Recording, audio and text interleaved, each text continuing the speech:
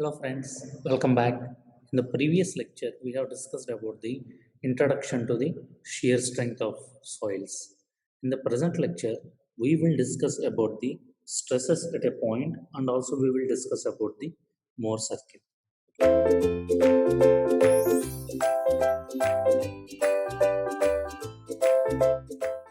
Before that, let us talk about shear strength of soil.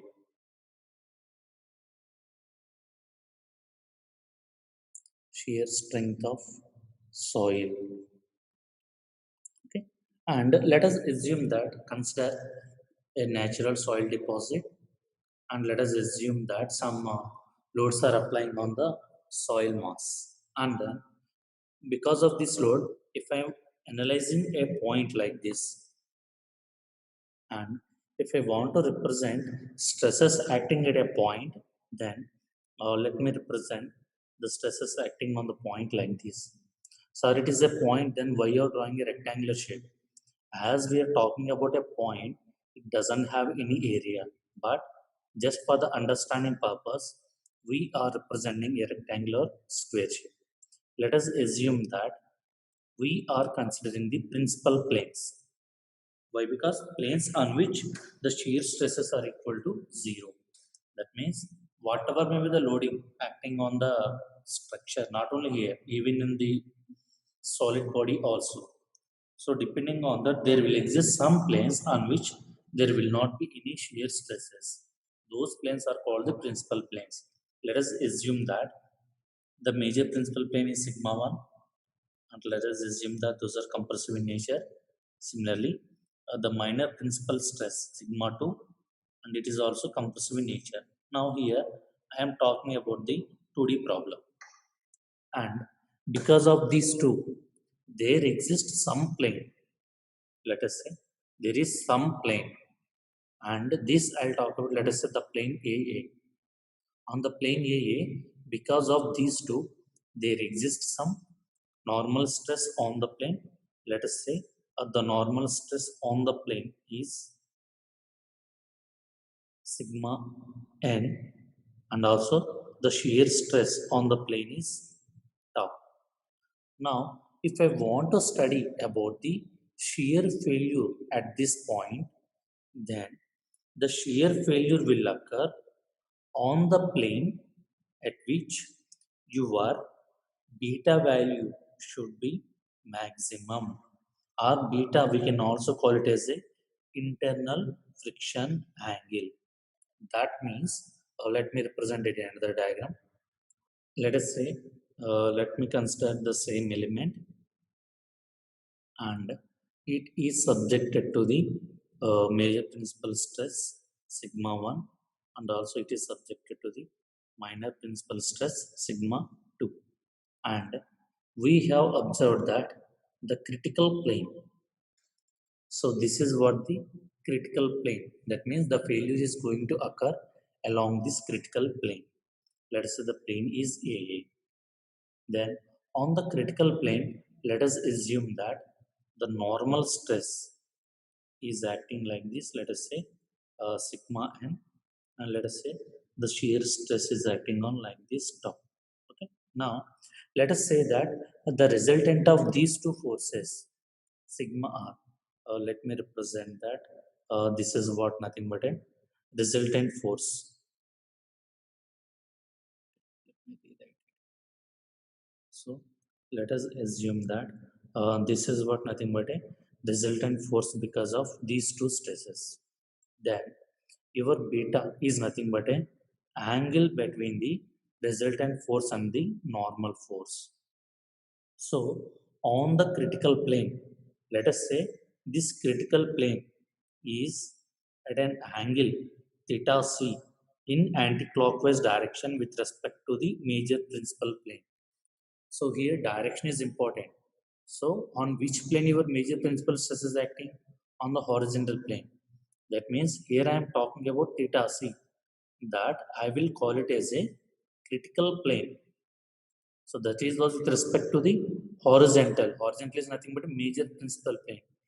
So here I will measure theta c, that is with respect to major principal plane, and in which direction. So if I'm starting from this point, I'm going in which direction? Anti-clockwise. So theta c, I will measure it with respect to the major principal plane along anti-clockwise direction. Anti-clockwise direction, right? So always we will measure the angle in this shear strength chapter with respect to the major principal plane, and we will go in the anti-clockwise direction. So on the critical plane, if your beta is maximum, then there only you will have the shear stress failure will occur.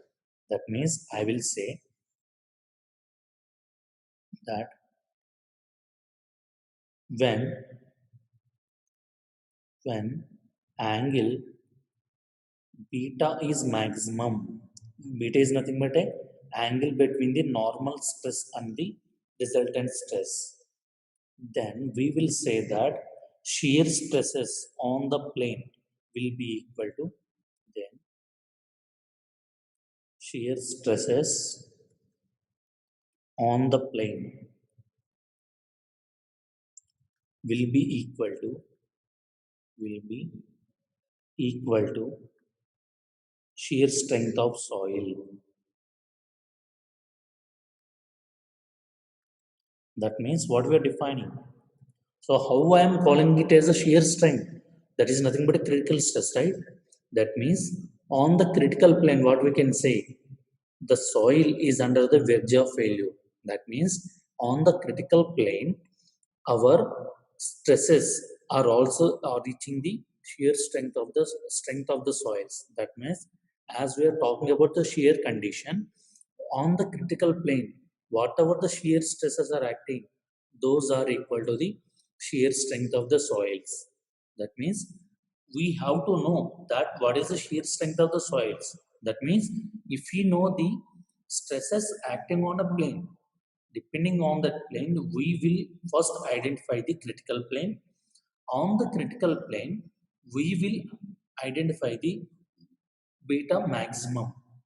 So on the beta maximum, whatever the shear stress is acting, then we can say along that, that is what nothing but your shear strength of the soil. So if you don't know the shear strength of the soil, so by this method also we can able to find out the what is your shear strength of the soil by considering the on the critical plane. Okay. Now let us see how we will draw the Morse circle. Okay. Okay. Now let us say if we are taking a plane, let us say if I am considering a point like this, stress is acting on a point, as I cannot represent it, I am just zooming in and I'm considering it like a, and this is what nothing but my major principal stress, and this is what nothing but your minor principal stress sigma 2. Now if I want to find out stresses on any plane, let us say that I am interested in finding the stresses on some plane that is at an angle theta with respect to the anti-clockwise direction with respect to the major principal plane. That means theta, we will say that with respect to major, we will say major principal plane, and along which direction? Anti-clockwise direction. Okay. Thus angle will always will measure with respect to major principal plane along anti-clockwise direction. So along that plane, I want to find out what is my normal stress acting on the plane, and also I want to find out what is my shear stress acting on the plane. Then from the knowledge from the solid mechanics, we can say that the normal stress acting on that plane, that will be equal to sigma 1 plus sigma 3 by 2 plus sigma 1 minus sigma 3 divided by 2 into cos 2 theta.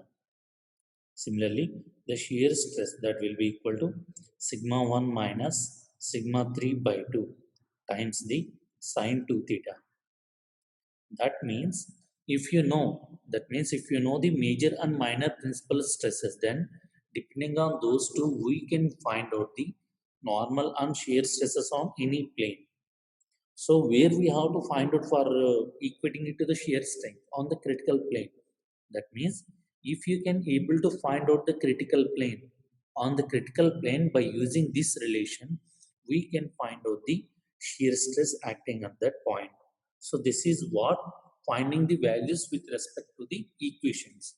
How can we find out with respect to the Mohr circle? And if you recall it, in the soil mechanics, we will consider that the tensile stresses as positive. But in the soil mechanics, as we all know, the soil will always resist the compression stresses. So that's why here we will take compression stresses as positive. So what is your major principal stress? Sigma 1. Minor principal stress? Sigma 3. So here, if I'm representing sigma 2, let me consider sigma 3 as I'm talking about the minor principal stress. So sigma 1 and sigma 3, if I know these two. So how will draw the Mohr circle? Along the x-axis, we will represent the normal stresses. Along the y-axis, we will represent the shear stresses. Now, along the x-axis, we will always represent the shear stresses. Let us assume that your minor principal stresses obtaining at this point and your major principal stresses obtained at this point, sigma 1. And after representing this, you have to represent, as we are talking about the Mohr circle. So if you want to draw a circle, what are the parameters that are required? You need the center, and also you will need the, which one you will need? You need the radius. So for drawing the Mohr circle, we will represent the center of the Mohr circle, that is nothing but we will consider as a sigma 1 plus sigma 3 by 2. And for the radius, we will consider it as a sigma 1 minus sigma 3 by 2, if you recall it this from the solid mechanics knowledge. So let us assume that if this is my origin point, my center is obtained somewhere like this. Let us say this is my center point. And then by using the radius, if I draw a circle, let us assume that my Mohr circle is obtained to be like this. As it is not looking exactly circle, please assume it.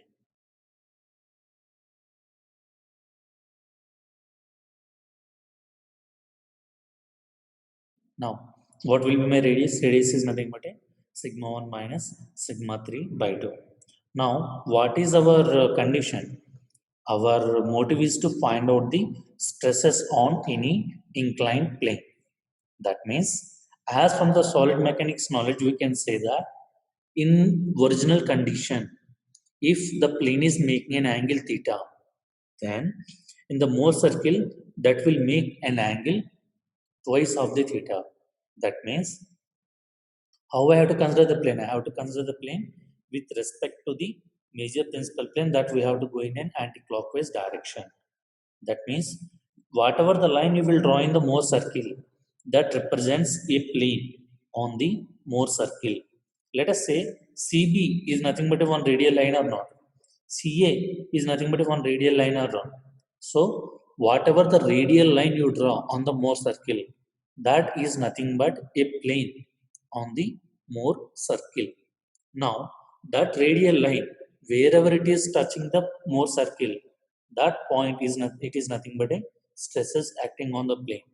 Suppose if I am talking about the radial plane is CB where it is touching the circle at point B. So at point B, what are the coordinates? Y coordinate is equal to 0. What about the x coordinate? Sigma 1. That means CB is nothing but your major principal plane. Let us talk about CA. If you're talking about CA, where it is meeting the circle? It is meeting the circle at point A. At point A, what is the ordinates? Y ordinate is 0, x ordinate is sigma 3. That means that is nothing but a minor principal plane. So here, these two are separated by how much angle? These two are separated by an angle 180 degrees. But in the original case, these two are separated by 90 degrees. That means you can say that in original, if it is making an angle theta, then in the Mohr circle that is making an angle 360 degrees. So what we have to find? We have to find out the stresses acting on any inclined plane theta. So if it is theta in this condition, then in a Mohr circle, how much it will do? It will make an angle twice of the theta. That is with respect to the Mohr circle, major principal plane. What is the major principal plane? Say CB. So with respect to CB, we have to measure or we have to draw a plane. In which direction? In the plane, we have to draw it in anti-clockwise direction. So whatever the angle, 2 theta. Let us say if this is touching at point D, so the ordinates of D will give you the normal and shear stresses acting at point D. That means at point D, along the x coordinate, if you will measure, that is what nothing but your normal stress. Along the y coordinate, if you measure the distance, that is what nothing but your shear stress acting on that plane. So, whatever the plane you want to draw, you will know the plane and you will draw a radial line with respect to that angle, and then you will measure the coordinates of the point wherever it is touching the circle. Then that is what nothing but your stresses acting on that plane. Okay. Now we have to discuss one more point, that is nothing but a pole. So here we have to discuss a point called the pole, or we can also call it as a origin of planes. That means if you draw a line that is passing through the pole, intersects the Mohr circle at a point which represents the state of stress on a plane, which is same inclination as in the space itself. That means, suppose as we have already discussed that, if you want to find the stresses acting on the plane theta, in Mohr circle, how much angle you have to draw? 2 theta. But in the Mohr circle itself, there will be one point that is called as a pole, or it is called it as the origin of the planes. That will be somewhere here, or we can say it is on the minor principal plane.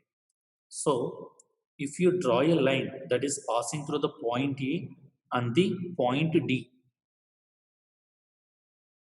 then here this angle is nothing but a theta. That means pole is nothing but a point which gives the same angle as in the your state of stress at a point. Okay. While Mohr circle, if you want to find out, you have to take the twice of the angle. But wherever it is touching the Mohr circle, if you draw if you draw a line that is passing through the point A, then the point is nothing but a pole, and here the angle that represents the original angle, it is not the twice of the angle. So this is what you have to remember. The origin or pole, it is nothing but it is a point. So if you draw a line that is passing through the pole, that will give you the same angle. So if we're talking about the plane, so that will give you the same, I can say it is inclination, same inclination as in original condition. So if you want to find out the stress at a point, what you will do? You will take the twice side the angle and we will draw the radial line. And wherever it is touching the Mohr circle, we will take the coordinates. Those are nothing but your shear and normal stresses acting on the plane. But there is a point that is called pole, or we can say it is the origin of the planes. So if you draw a line that is passing through the Mohr circle, then that will give you the same inclination as in the original condition. Okay. Now, if you want to find out the critical plane, as we have already discussed, if you want to find out the shear strength, obviously we should know the what is the critical plane. So from the we don't need to go into the derivation. Just let us remember that your critical plane will occur nothing but a 45 plus beta max by 2. So this is what nothing but your critical plane.